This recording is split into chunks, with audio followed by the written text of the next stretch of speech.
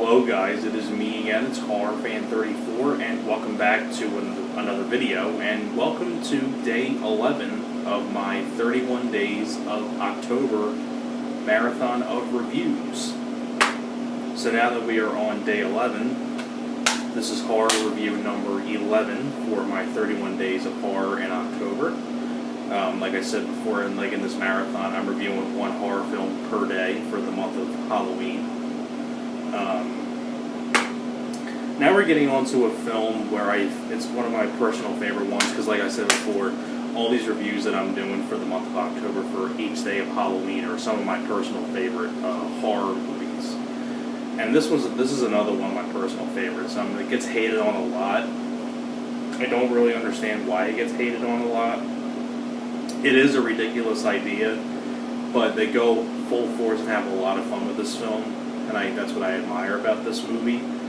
And I feel it's a very underrated film as well, and as you can tell by the title, that review is going to be on The Mangler.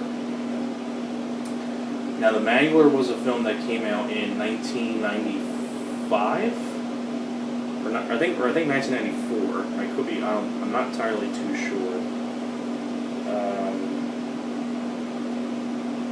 Of course, the year on here is in Roman numerals, and I'm not really good at reading Roman numerals. I never really was either. Wish it would say it on here somewhere. It doesn't say. But I'm pretty sure this was in 94 or 95. I'm sure you'll tell me in the info box. Wow, that's wow. I'm sorry. But anyways, The Mangler was a film that was released in the 90s, directed by Tobe Hooper. The late great Tobe Hooper directed this film. Tobe Hooper, is a director I miss Tobe Hooper a lot. May he rest in peace. This is probably one of the more forgotten films that he did, because when people think of Tobe Hooper, they think of Texas Chainsaw Massacre 1 and 2 and things like that. But Tobe Hooper's done a lot of other films that I've enjoyed besides Chainsaw 1 and 2. He directed The Funhouse, this film, many others as well that I really do enjoy. This is another one of my personal favorite ones that he did, The Mangler. Now, of course, The Mangler is based on a short story by Stephen King. And, you have a really solid cast in this film. You have, Ted Levine as your main hero, which is a rarity for him to be a good guy, because, Ted Levine's always known for playing villains. Well, on account of one hand, how many times has he played a good guy? He was a good guy in the Hills Have Eyes remake because he was the dad of the family. And he's a good guy in this film, too. But he mainly known more as a bad guy, Buffalo Bill and Silence of the Lambs, the voice of the trucker in Joyride, among many others.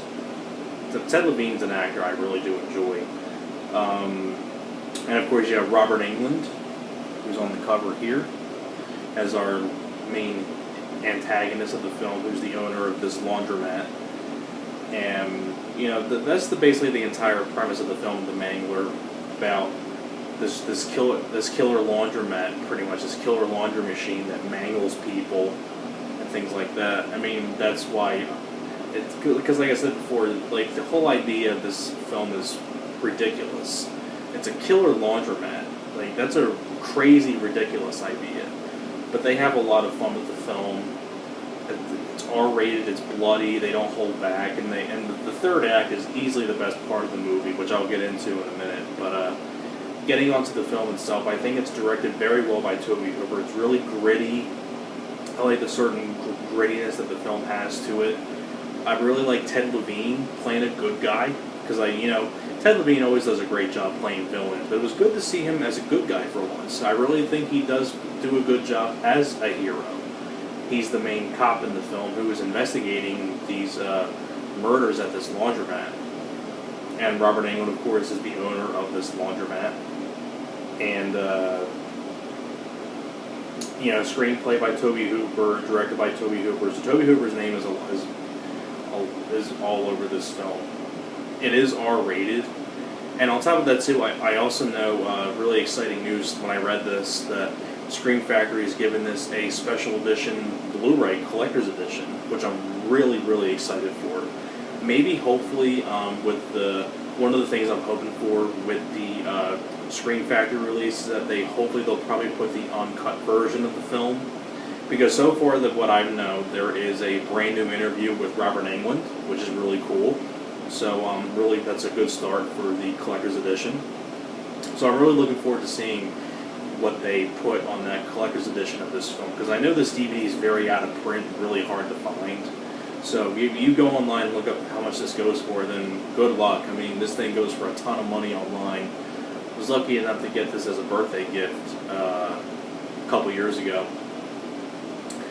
But the Mangler, I think it's also one of my personal favorite Stephen King films, because I think when I did my top 10 Stephen King films, I put this on my top 10. I know many people wouldn't put this on their list, but I do. I think it's a really fun film. It's very underrated. I really like Ted Levine. I like Robert Englund. I love the whole grittiness that the film has. It's directed very solidly by Tobe Hooper. And the whole third act, like I said before, is easily the best part of the film, because they perform an exorcism on the laundromat, on the laundry machine killer. They literally perform an exorcism on it. And then the machine comes to life, and it's like cutting people in half and shooting fireballs and things like that. It's like they just go for the kitchen sink and just go full force and have a lot of fun with the film. And that's why this film works. It's a really underrated film. It's bloody, it's R-rated, it's got a crazy idea, but the thing is, though, if you're going to have a crazy idea like a killer laundry machine, then just go full force and have some fun with it. And they do. They realize it's a crazy idea. Of course, it's a ridiculous idea, but they go full force, they have fun with it. It's R-rated, it's bloody, there's a lot of really good gore effects in the film. And I just think this film is underrated. It's one of probably the most underrated film Tobe Hooper has directed. Because I really like Robert Englund. It's a really weird character that Robert Englund plays. He's got a really cool voice to Robert Englund. Robert Englund's always good in everything. Ted Levine, as a hero, as a cop, he was great. Some of the other supporting cast members were fine as well. Great. It's got a really great grittiness to it too. Like I said before, I think Tobe Hooper directed this film very well. Great third act. It's a really fun film. The Mangler, it's one of my personal favorite Stephen King films. I like the music as well. And this is just one of those films that once I get done watching it, I automatically want to watch it again. I think it has good replay value, at least for me it does.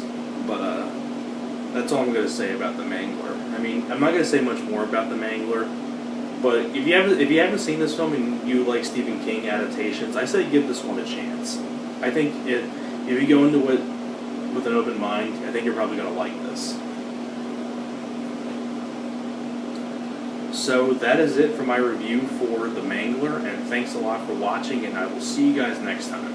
Alright guys, take care.